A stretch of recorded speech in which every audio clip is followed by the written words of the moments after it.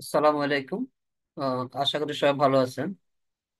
আজকে আমি খুবই গুরুত্বপূর্ণ বিষয় 18তম নিবন্ধন ভাইবা প্রস্তুতি নিয়ে আলোচনা করব। তো আজকের বিষয় হলো 18তম নিবন্ধন লিখিত পরীক্ষার প্রশ্নের আলোকে ভাইবা পরীক্ষা কেমন হতে পারে সেই বিষয়ে আমি কয়েকটি নমুনা প্রশ্ন এবং উত্তর আলোচনা করব। সেজন্য আশা করি আপনারা পুরো ভিডিওটি অত্যন্ত মনোযোগ সহকারে দেখবেন। তো আপনারা যারা 18তম নিবন্ধন পরীক্ষার ভাইবা দিবেন স্কুল পর্যায়ে, তারা অবশ্যই পুরো ভিডিওটি দেখবেন। কারণ হলো এখানে আমি মোট 25টি নমুনা প্রশ্ন এবং উত্তর আলোচনা করব।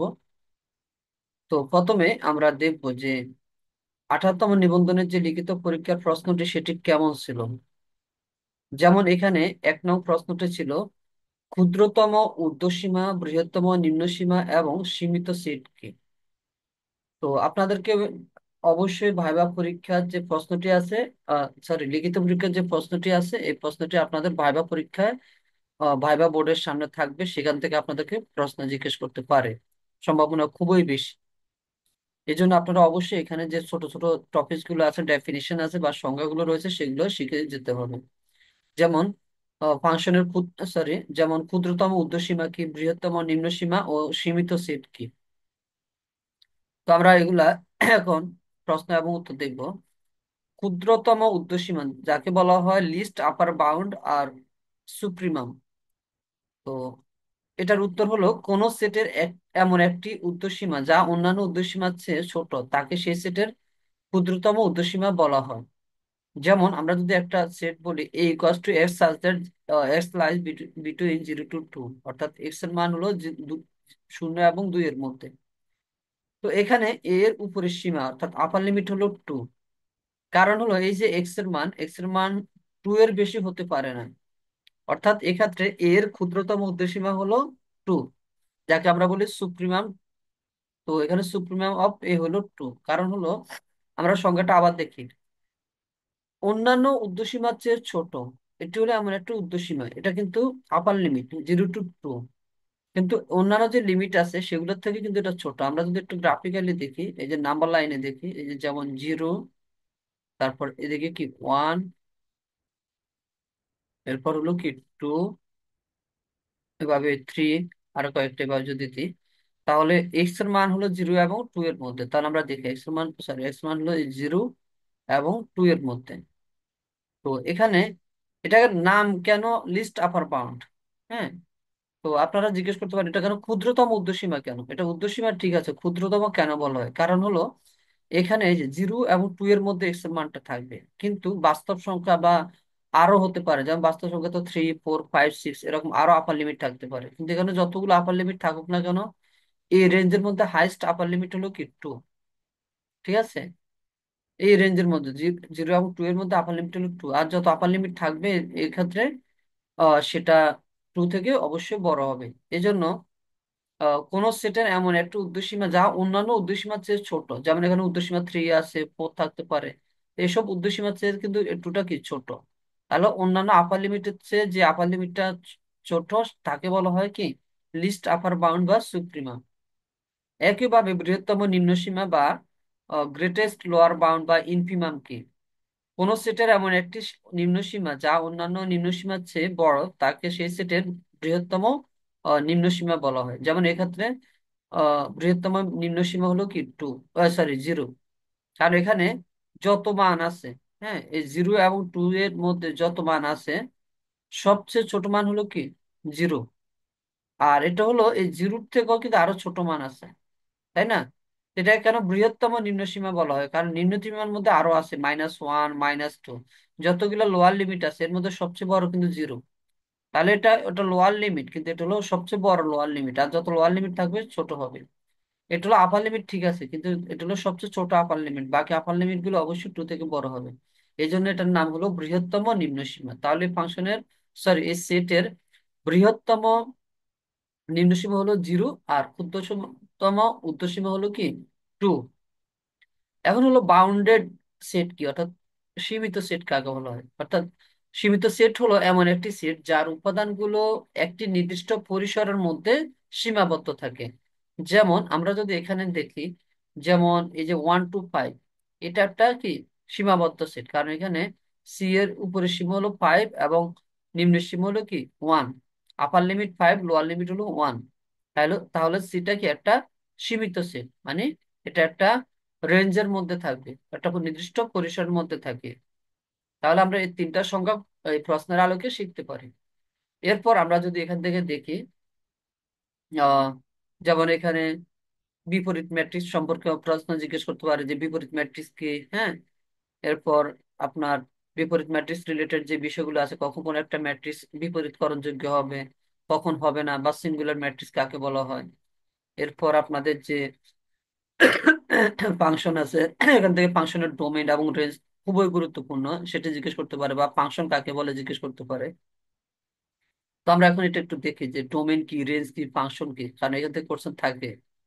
আমি কিন্তু লিখিত পরীক্ষার 18তম লিখিত পরীক্ষার সিলেবাসের আলো প্রশ্নের আলোকে আলোচনাগুলো করতেছি, কারণ এখান থেকে কোশ্চেন করার সম্ভাবনা অনেক অনেক বেশি।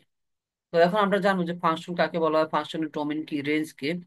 তো ফাংশন হলো দুটি সেটের মধ্যে এমন একটি সম্পর্ক যেখানে প্রথম সেটের ডোমেইন, অর্থাৎ প্রথম সেটে যেগুলো থাকে সেগুলোকে কি বলা হয়, যে এখানে যেগুলো থাকে এগুলো কি ডোমেইন, এখানে যা থাকে সবগুলো কি কোডোমেইন।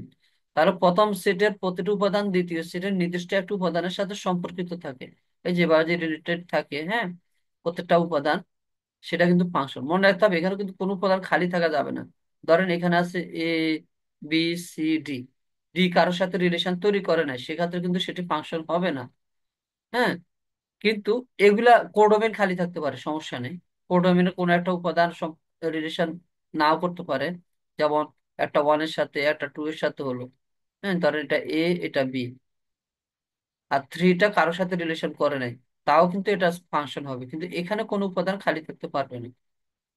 প্রত্যেকটা ডোমেনের জন্য অবশ্যই একটা কি থাকবে, রেঞ্জ থাকতেই হবে। আচ্ছা, এরপর হলো ফাংশনের ডোমেন কাকে বলা হয়। ডোমেন হলো সবগুলো সম্ভাব্য ইনপুটের সেট যেগুলোর জন্য আউটপুট পাওয়া যায়, যেমন এখানে যা দিবেন সবই ডোমেন। যেমন আমরা যদি বলি এফ এক্স বা ওয়াই, হ্যাঁ, ওয়াই ইকুয়ালস টু 2x + 3, তারপরে এক্স এর মান যাই ধরে না সবই হলো ডোমেন। আর এখানে আমি এখানে যেটা ডেফিনিশন সেটা হলো ফাংশনের ডোমেইন হলো সবগুলো সম্ভাব্য ইনপুটের সেট যেগুলোর জন্য কি আউটপুট পাওয়া যায়। আর আমরা যে আউটপুট গুলো পাবো, ধরেন এক্স এর মান হলো 1, তাহলে ওয়াই কত হচ্ছে 2 × 1 + 3 মানে 5, এটা হলো রেঞ্জ। এক্স এর মান 2 হলো, ওয়াই হলো 4 + 3 7, এগুলো হলো রেঞ্জ। অর্থাৎ ইনপুটের জন্য যে আউটপুট গুলো পাবেন সেগুলো হলো রেঞ্জ। তো এখন আমরা দেখি যে এফ এক্স ইকাস টু 1/x এই ফাংশনের ডোমেইন কত। এই ফাংশনের ডোমেইন হলো রিয়েল নাম্বার থেকে জিরো বাদ যাবে, কারণ এখানে যদি জিরো হয় তাহলে জিরোর জন্য ফাংশনটা আনডিফাইন্ড বা অসংজ্ঞায়িত হয়ে যাবে, এই জন্য জিরো ব্যতীত সকল বাস্তব সংখ্যাই হলো এই ফাংশনের কি ডোমেইন। একইভাবে √x, এখানে অবশ্যই এক্স এর মান জিরো অথবা জিরো থেকে বড় হইতে হবে, কারণ রুটের ভিতর কখনো নেগেটিভ হয় না। এই জন্য এর রেঞ্জ হবে 0 টু ইনফিনিটি। আর ইনফিনিটি কখনো ক্লোজ দেওয়া যায় না, ইনফিনিটি সবসময় ওপেন ব্র্যাকেট অর্থাৎ ফার্স্ট ব্র্যাকেটে লিখতে হয়। এরপর হলো ফাংশনের রেঞ্জ কাকে বলা হয়। রেঞ্জ হলো একটি ফাংশনের সেটের সেই আউটপুট সমূহ যা ফাংশনের ডোমেইনের ইনপুট থেকে পাওয়া যায়, যা আমি একটু আগে বলেছি। এরপর এরকম একটি ফাংশন দিয়ে বলতে পারি এটা রেঞ্জ কত। তো রেঞ্জ বের করার জন্য আপনারা যে y = x², মানে y = ফাংশনটা আছে, এটাকে x = f(y) আকারে নিয়ে যেতে হবে, কারণ আমরা এখান থেকে লিখতে পারি কি x = উভয় দিকে রুট করলে √y। এখন দেখেন এই যে ওয়াই, এখানে ওয়াই অবশ্যই শূন্য থেকে বড় হতে হবে অথবা শূন্য হতে হবে, কারণ হলো রুটের ভিতরে নেগেটিভ হতে পারবে না, এই জন্য এই ফাংশনের রেঞ্জ হলো কি 0 টু ইনফিনিটি। একইভাবে ওয়ান বাই এক্স ফাংশনের রেঞ্জ কত। তো আমরা যদি ধরি যে y = 1/x, তাহলে আমরা যদি এখন পক্ষান্তর করে আমরা লিখতে পারি কি x = 1/y, তাহলে ওয়াই কি হবে, নট জিরো, তার মানে রেঞ্জ হবে r - 0। আচ্ছা, এখন আমরা আবার লিখিত পরীক্ষার প্রশ্নে চলে যাই। দেখেন এখানে লেখা আছে প্রকৃত অন্তরক সমীকরণ কি। আপনাকে প্রশ্নটা সামনে রেখে জিজ্ঞেস করতে পারেন যে এই যে এখানে লেখা আছে এক্সাক্ট ডিফারেনশিয়াল ইকুয়েশন বা প্রকৃত অন্তরক সমীকরণ, এটা কি বোঝায়। হ্যাঁ, বা এই সমীকরণটি লিখুন বা এটার কন্ডিশনটা কি সেটাও আসতে পারে। তো এই বিষয়টা একটু দেখি এখন। দেখেন এম এবং এন যদি এক্স এবং ওয়াই এর ফাংশন হয়, হ্যাঁ, M X N sorry M এবং এন দুটো কি এক্স ওয়াই এর ফাংশন হতে হবে, সেক্ষেত্রে m dx + n dy = 0 কে বলা হয় এক্সাক্ট ডিফারেনশিয়াল ইকুয়েশন বা প্রকৃত অন্তরক সমীকরণ। হ্যাঁ, এখানে M DX plus N DY, আর এক্স ওয়াই মিন করে যে এটা হলো এক্স ওয়াই এর ফাংশন। তো কোনো একটা এক্সাক্ট ডিফারেন্সিয়াল ইকুয়েশন যে প্রকৃত সমীকরণ, হ্যাঁ এটা এটা এখন এটা প্রকৃত হওয়ার সত্য কি? সত্য হলো del M by del y del N by del x সমান হতে হবে। অর্থাৎ এই এম কে ডেরিভেটিভ করবেন ওয়াই এর সাপেক্ষে, আর এন কে ডেরিভেটিভ করতে হবে কি এক্স এর সাপেক্ষে, করার পরে এই দুটো সমান হলে আমরা কি বলি? সেটা এক্সাক্ট ডিফারেন্সিয়াল ইকুয়েশন।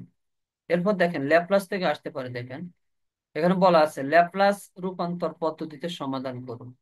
এখান থেকে জিজ্ঞেস করতে পারে যে ল্যাপ্লাস ট্রান্সফরমেশনটা কি বা ল্যাপ্লাস রূপান্তর কি।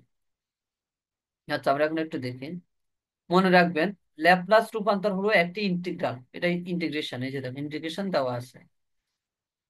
এখন এটি হলো একটি ইন্টিগ্রাল রূপান্তর পদ্ধতি যা সময় ভিত্তিক ফাংশনকে একটি ফ্রিকোয়েন্সি ভিত্তিক ফাংশনে রূপান্তরিত করে। খেয়াল করেন, সময় ভিত্তিক ফাংশনকে একটি ফ্রিকোয়েন্সি ভিত্তিক ফাংশনে রূপান্তরিত করে। তাহলে এখানে এই যে আমরা যে টাইম ডিপেন্ডেন্ট ফাংশন আছে এফটি, এই যে এফটি মানে এটা হলো ফাংশনটা হলো কি টি, টাইম ডিপেন্ডেন্ট। তো এখন এটাকে নিয়ে যাবে কোথায়? ফ্রিকোয়েন্সি ভিত্তিক ফাংশন, এই যে এটা হলো ফ্রিকোয়েন্সি ভিত্তিক ফাংশন এফএস, এফএস এ নিয়ে যাবো। ঠিক আছে, তো এটার নিয়মটা কি? নিয়ম হলো দেখেন, যদি এফটি একটি দ্বারা ফাংশন হয়, একটি সিরিজ ফাংশন হয় এবং এফটি এর ল্যাপ্লাস রূপান্তর যদি এফএস হয়, তখন আমরা এফএস লিখতে পারি এল অফ এফটি, মানে ফাংশনকে, টি এর ফাংশনকে আমরা যদি ল্যাপ্লাসে নিই, ল্যাপ্লাস করি, তাহলে আমরা এফএস টা পেয়ে যাব। হ্যাঁ, এই তাহলে এটা, তাহলে প্লাস এটাকে আমরা লিখতে পারি কি zero to infinity e to the power minus s t f t d t. এখানে এফটি টা আসলে কি মিন করে? এটা হলো সময় ভিত্তিক ফাংশন। আর এফএস মিন করে যে ল্যাপ্লাস রূপান্তরের ফলে পাওয়া ফ্রিকোয়েন্সি ভিত্তিক ফাংশন। আর এখানে যে এসটা স্মল এস একটা আছে, এটা হলো একটা জটিল ভেরিয়েবল, এটাকে বলা হয় কমপ্লেক্স ভেরিয়েবল। তো এটা আসলে লেখা যায় এভাবে sigma plus I W I omega আকারে। এরপর হলো এই যে টি, টাইমটা অবশ্যই শূন্য অথবা শূন্য থেকে কি বড় হইতে হবে, যেগুলো হলো কন্ডিশন। তো এটাই হলো ল্যাপ্লাস ট্রান্সফরমেশনের যে ইকুয়েশন। এরপর হলো ডিরেকশন কোসাইন এবং ডিরেকশন রেশিও আসতে পারে। কারণ হলো এই যে আমরা এখানে যদি দেখি, এখানে লেখা আছে যে একটা কোশ্চেন আছে, এত দিক কোসাইন বিশিষ্ট সরলরেখার সমান্তরাল ও লম্ব হওয়ার সত্য নির্ণয় করো। তাহলে দিক কোসাইন জিজ্ঞেস করতে পারে, তাহলে দিক কোসাইনটা আসলে কি? হ্যাঁ, বা ডিরেকশন কোসাইন কি? এর সাথে সম্পর্কিত হলো ডিরেকশন রেশিও বা দিক অনুপাত। এটা কি বোঝায় সেটা এখন আমরা দেখবো। আচ্ছা দেখি, দেখেন দিক কোসাইন হলো একটি সরলরেখার এক্স ওয়াই এবং জেড অক্ষের সাথে উৎপন্ন কোণের কোসাইন মান, যেগুলো রেখার দিক নির্ধারণ করতে সহায়তা করা হয়। এদেরকে এল এম দ্বারা প্রকাশ করা হয়, এল এম এন দ্বারা প্রকাশ করা হয়। যদি আমরা একটু দেখি, যে দেখেন এদিকে এক্স অক্ষ, এদিকে ওয়াই অক্ষ, এদিকে জেড অক্ষ। এখন এই যে একটা রেখা যদি এক্স অক্ষের সাথে আলফা কোণ উৎপন্ন করে, ওয়াই অক্ষের সাথে বিটা কোণ উৎপন্ন করে, আর এই রেখাটাই আর কি, হ্যাঁ এই যে আমরা যদি ওপি লিখি, এই যে ওপি রেখাটা, আর জেড অক্ষের সাথে যদি গামা কোণ উৎপন্ন করে, গামা, তাহলে আলফা বিটা গামা, তখন যে কোণটা উৎপন্ন করবে তার কোসাইনটাই হলো কি ডিরেকশন কোসাইন। যেমন এটা ডিরেকশন কোসাইন কজ আলফা, এটা কজ বিটা, এটা কজ গামা, আর এটাকে এল এম দ্বারা প্রকাশ করা হয়। অর্থাৎ এল মানে হলো কজ আলফা, এম মানে হলো কজ বিটা, এম মানে হলো কজ গামা। এখন হলো ডিরেকশন রেশিও বা দিক অনুপাত কি? যদি তিনটি সংখ্যা কোনো সরলরেখার দিক কোসাইনের সমানুপাতিক হয়, তবে ওই সংখ্যা তিনটিকে ওই সরলরেখার দিক অনুপাত বলা হয়। যেমন তিনটা সংখ্যা যদি এবিসি হয়, তাহলে এটা অবশ্যই ডিরেকশন কোসাইন যেটা আছে সেটা সমানুপাতিক হবে, যেমন L by A M by B equal to M by C. আচ্ছা, এবার আসে আমরা ম্যাট্রিক্স রিলেটেড কি প্রশ্ন হতে পারে, দেখেন এখানে লেখা আছে এই ম্যাট্রিক্সটির বিপরীত ম্যাট্রিক্স নির্ণয় করুন। ইনভার্স ম্যাট্রিক্স যদি নির্ণয় করতে বলে, এক্ষেত্রে আপনাদেরকে জিজ্ঞেস করতে পারেন ইনভার্স ম্যাট্রিক্স বা বিপরীত ম্যাট্রিক্সটা আসলে কি, এটার ইকুয়েশন কি, এটার কন্ডিশন গুলো কি, খুবই গুরুত্বপূর্ণ। তো আপনারা বলবেন যে বিপরীত ম্যাট্রিক্স হলো একটি স্কয়ার ম্যাট্রিক্স এ এর এমন একটি ম্যাট্রিক্স এ ইনভার্স যা এর সাথে গুণ করলে অবেদক ম্যাট্রিক্স পাওয়া যায়। অর্থাৎ কোন একটা ম্যাট্রিক্সকে যদি তার বিপরীত ম্যাট্রিক্সের সাথে গুণ করা হয়, সেক্ষেত্রে সেটা আইডেন্টিটি ম্যাট্রিক্স হয়ে যায়। তো এই ক্ষেত্রে আমরা যদি বলি যে বিপরীত ম্যাট্রিক্স নির্ণয় শর্তগুলো কি, কন্ডিশন হলো ম্যাট্রিক্সটি অবশ্যই স্কোয়ার হতে হবে, অর্থাৎ সারি এবং কলাম সংখ্যা সমান হতে হবে। আর ম্যাট্রিক্সের যে নির্ণায়কের মান ডিটারমিনেন্ট করেন, সেই ডিটারমিনেন্ট অবশ্যই নন জিরো হতে হবে, কারণ জিরো যদি হয়, নিচে জিরো থাকলে সেটা ইনফাইনাইট বা অসীম হয়ে যাবে, আনডিফাইন্ড হয়ে যাবে, এজন্য নিচে জিরো হতে পারবে না। এজন্য বিপরীত ম্যাট্রিক্স নির্ণয় ফর্মুলা হলে অবশ্যই স্কোয়ার হতে হবে। আর ডিটারমিনেন্ট, যেটা হলো নির্ণায়ক, হ্যাঁ সেটা অবশ্যই কি হতে হবে, নন জিরো হইতে হবে। এখন নন জিরো কখন হয়, আর নন জিরো হলে কি হবে বা জিরো হলে কি হবে সেটাও জানতে হবে। যেমন কোনো যদি ম্যাট্রিক্সের নির্ণায়ক শূন্য হয়, সেক্ষেত্রে তো আমরা ইনভার্স বা বিপরীত ম্যাট্রিক্স বের করতে পারবো না, তখন এই ম্যাট্রিক্সটাকে বলা হয় সিঙ্গুলার ম্যাট্রিক্স বা ব্যতিক্রম ম্যাট্রিক্স। আর বিপরীত ম্যাট্রিক্স বের করা নির্ণয়ের এই যে সূত্রটা, এটা মাথায় রাখতে হবে। অর্থাৎ কোন একটা ম্যাট্রিক্সের মানকে, সরি, কোন একটা ম্যাট্রিক্সের অ্যাডজয়েন্টকে তার ডিটারমিন যে তার ডিটারমিনেশন দ্বারা ভাগ করলে, নির্ণায়ক দ্বারা ভাগ করলে যেটা পাওয়া যাবে সেটা হলো তার কি বিপরীত ম্যাট্রিক্স। সমমাত্রী দ্বিঘাত সমীকরণ কি দেখেন, এটা হলো সমমাত্রী দ্বিঘাত সমীকরণ। A X square plus two X X Y plus B Y square equal to zero. আর এই সমীকরণটি মূল বিন্দুগামী এক জোড়া সরলরেখা নির্দেশ করে, যেমন Y equal to M one X plus এবং Y equal to M two X এরকম। অবশ্যই মূল বিন্দুগামী সরলরেখা নির্দেশ করবে, তবে সেটা কি এক জোড়া হতে হবে। যেমন এরকম মূল বিন্দুগামী এক জোড়া সরলরেখা নির্দেশ করে, অর্থাৎ দুটি সরলরেখা যাবে যেগুলা মূল বিন্দুগামী। আচ্ছা, এখন জিজ্ঞেস করতে পারে যে A X square plus two H X Y plus B Y square plus two X G X plus two F Y plus C equal to zero, এটি কোন ধরনের সমীকরণ? এটি একটি সাধারণ দ্বিঘাত সমীকরণ। কারণ হলো এটি নির্দিষ্ট সত্ত্বে বৃত্ত, উপবৃত্ত, পরাবৃত্ত, অধিবৃত্ত আবার এক জোড়া সরলরেখা নির্দেশ করে। যেমন আমরা এখান থেকে ডেল এর মান বের করে ডেল জিরো হলে কি হবে, ডেল নট জিরো হলে কি হবে, আবার এবি মাইনাস স্কয়ার বের করে দেখি যে কি হবে। হ্যাঁ, তো এক এক কন্ডিশনের জন্য এক একটা ফিগার ইন্ডিকেট করে। এই জন্য এটা হলো একটি সাধারণ দ্বিঘাত সমীকরণ। তবে এটি অবশ্যই, যখন আমরা এখান থেকে এই যে এটা বাদ দিয়ে দিবি, এই অংশটা বাদ দিয়ে দিব, যেটা বাকি থাকবে এটাকে বলে আমরা মূল বিন্দুগামী জোড়া সরলরেখা নির্দেশ করবে, এবং একে বলা হয় যে সমমাত্রিক দ্বিঘাত সমীকরণ। সমমাত্রিক কেন, এখানে এক্স এর পাওয়ার টু, ওয়াই এর পাওয়ার টু, আর এক্স ওয়াই মিলে কি টু, সবগুলা তিনটা টার্ম আছে, সবগুলা টার্মেরই পাওয়ার হলো টু। কিন্তু গঠন হলো এখানে ওয়াই এর পাওয়ার টু কিন্তু এক্স এর পাওয়ার কি ওয়ান, তাহলে মিলবে না। প্রত্যেকটা পদে ভেরিয়েবল বা চলকের পাওয়ার সেম হলে আমরা সেটাকে বলি কি, সমমাত্রিক দ্বিঘাত সমীকরণ। আচ্ছা, পরীক্ষা জিজ্ঞেস করতে পারে কি কণিক কাকে বলা হয়। এই যে কৌণিক কাকে বলা হয় জিজ্ঞেস করতে পারে, ঠিক আছে।